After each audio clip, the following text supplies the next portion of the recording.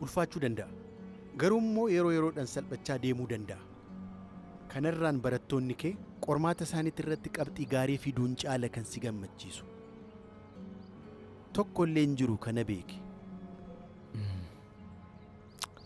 Kana eenyutu bata jetteeti? Sirraa kan eeggamu tarkaanfii isa jalqabaa agarsiisu qofa. Sana booda isaan waan raawwachuu qaban sirriitti ni beeku. Ta'uu baannaan tarkaanfiin inni jalqabaa isaaniif homaayyuu miti. Tole, galatooma. Kuni barisaafis ta'u carraa gaariidha.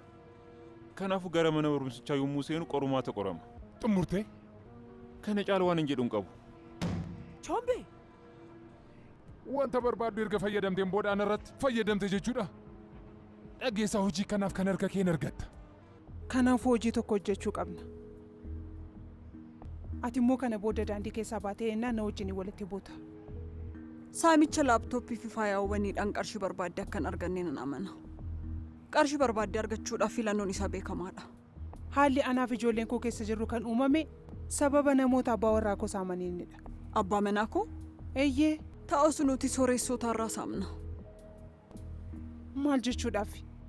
Jechuun... Ga'e.